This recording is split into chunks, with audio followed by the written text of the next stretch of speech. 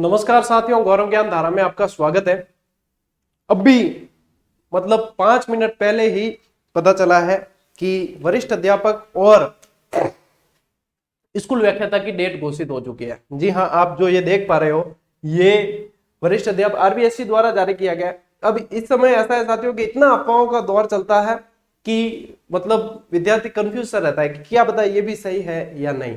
तो साथियों, ये सही है और आज ही जारी किया गया है। एक बार पहले डेट देख लेते हैं, फिर क्योंकि आप लोगों की बहुत सारे मतलब आप कोई भी ऐसी चीज आती है तो घबरा जाते हैं, और जो स्थिर रहता है वो वास्तव में बाजी मारता है, इस बात को ध्यान रखना। सबसे पहले देखा जाए तो ग्राउंड वाटर डिपार्टमेंट वाली है, जो बहुत कम स्टूडेंट है और ये इनकी डेट है। चलिए अपन आते हैं सीधी, जो मुख्य आप लोगों को ध्यान रखनी है वो है एक तो आपकी ये स्कूल लेक्चरर, ठीक है, school lecturer exam 2022 secondary education department, ठीक है। अब ये जो है कॉमन परीक्षा है, संस्कृत विभाग वाली अलग है और ये कॉमन परीक्षा है, ठीक है। तो यहाँ पे यदि आप देखोगे तो डेट स्पेशली नहीं लिखी है, लेकिन लिखा है from second week to fourth week, यानी कि दूसरे सप्ताह से चौथे सप्ताह के मध्य करवाई जाएगी।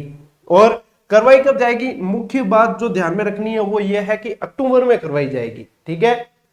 ज्यादातर के कयास पहले अनुमान ये था कि सेकंड ग्रेड पहले होगी और फर्स्ट ग्रेड बाद में होगी, लेकिन फर्स्ट ग्रेड पहले है। फिर बात करें स्कूल लेक्चरर संस्कृत डिपार्टमेंट, जो संस्कृत डिपार्टमेंट की भी वैकेंसी आई हुई है, उसकी यदि बात करते हैं तो वो होगी साथियों आपके नवंबर, यानी कि आप फर्स्ट ग्रेड की यदि तैयारी कर रहे हो तो यहीं से तैयारी ये आपकी इसमें भी काम आने वाली, अक्टूबर और नवंबर के अंदर ये एग्जाम होने वाला है। तो अक्टूबर नवंबर में आपके हो रहे हैं फर्स्ट ग्रेड यानी कि स्कूल लेक्चरर के एग्जाम, ठीक है।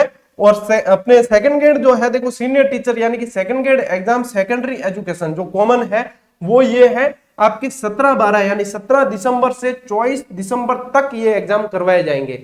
यानी कि मान के चले दिसंबर आधा चला गया, दिसंबर के अंतिम पखवाड़े में, दूसरे पखवाड़े में ये एग्जाम आपके होने हैं, ठीक है। तो ये जो है अब सीधा सिंपल सी बात है कि आपकी सेकंड ग्रेड जो है वो है दिसंबर के अंदर, और आपकी फर्स्ट ग्रेड जो है वो है आपकी अक्टूबर के अंदर।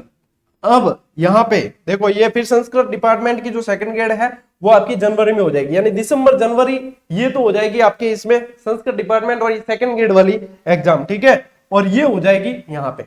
अब यदि साथियों देखोगे आप तो अक्टूबर लास्ट वीक है, ठीक है ना, अक्टूबर लास्ट वीक, यानी अक्टूबर तो गया, नवंबर निकालना है। और लगभग कितना अंतर है इन दोनों के बीच में, अंतर देखोगे ना आप तो लगभग 1.5 माह का ही अंतर है। कितना अंतर है, 1.5 माह का अंतर है, ठीक है। अब आप ये सोचते हो यदि कि मैं इतने समय तो सेकंड ग्रेड की तैयारी कर रहा था या तैयारी कर रही थी और अब मैं कर लूं किसकी, फर्स्ट ग्रेड की, क्योंकि फर्स्ट ग्रेड पहले आ गई है और फिर बाद में वापस मैं सेकंड ग्रेड की कर लूंगा, बहुत बड़ी गलती हो जाएगी साथियों।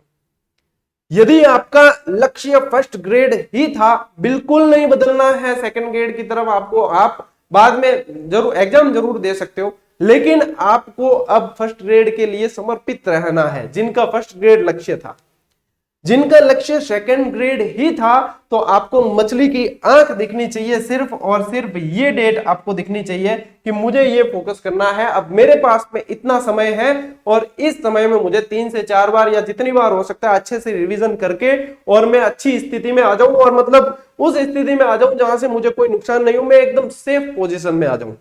यदि मैं कोशिश करूं कि आपको देनी है, जैसे एग्जाम तो देनी है आपको सेकंड ग्रेड, लेकिन आप क्योंकि दोस्त को देखते हो कि वो स्कूल लेक्चरर की कर रहा है और अब मैं भी जो है स्कूल लेक्चरर की पहले कर देता हूं, फिर मैं 2 महीने में सेकंड ग्रेड की कर दूंगा, तो सिर्फ मन को बहलाने वाली बात है। न तो आप अभी तक सेकंड ग्रेड की कर रहे थे और न तो आप स्कूल लेक्चरर की कर पाओगे अब ढंग से, और न आप सेकंड ग्रेड की कर पाओगे। 2 नाव की सवारी वाली बात हो जाएगी। कुछ भी नहीं करना है, कोई हड़बड़ाहट की जरूरत नहीं है। एक तो विद्यार्थी जीवन में आप लोग क्या हड़बड़ाहट बहुत करते हैं, और आपको जरूरी है क्या, धैर्य रखना, ठीक है। धैर्य रखें, 5 मिनट सब कुछ छोड़ छाड़ के 5-10 मिनट के लिए बिल्कुल आराम से शांत बैठ जाइए। मन आपका जिसका था, आपका लक्ष्य जो था, आपका समर्पित लक्ष्य जो था, जिसके प्रति आप समर्पित थे, उसे ध्यान में लाइए और सब कुछ छोड़कर सिर्फ अब उस पे आप फोकस कर लीजिए। यदि आप स्कूल लेक्चरर के लिए ही पढ़ रहे थे और यही आपका टारगेट था, तो ये सबसे अच्छा मतलब अब समय है। यदि आप सेकंड ग्रेड के लिए पढ़ रहे थे, भूल जाइए कि बीच में स्कूल लेक्चरर भी हो रही है। मैं तो सीधी यही बात कहूंगा कि भूल जाइए आपके बीच में स्कूल लेक्चरर का एग्जाम भी है। हालांकि ये विद्यार्थियों के साथ में अगर मतलब कम से कम 2 से 3 महीने का गैप होता तो विद्यार्थी अच्छे से कवर कर पाते दूसरी भर्ती का सिलेबस भी, लेकिन है नहीं।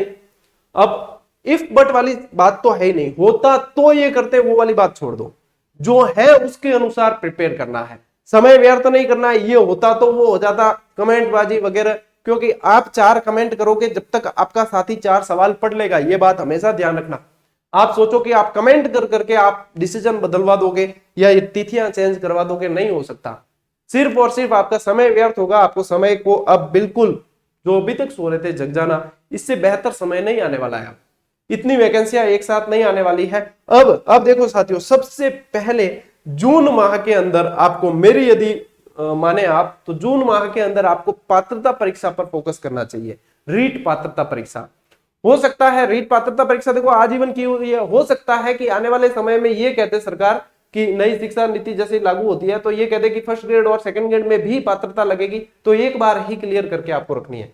तो जून महीना जो है वो आप लगभग, ज्यादा अगर नहीं देना चाहे तो कम से कम 20 जून से 20 जुलाई तक तो आप कम से कम दे ही देना रीट पात्रता परीक्षा को। उसके बाद में पात्रता देकर आते हैं, फिर आप भूल जाइए कि इसका मेंस एग्जाम अभी आने वाला है, क्योंकि मेंस होगा जनवरी फरवरी के अंदर, ठीक है ना।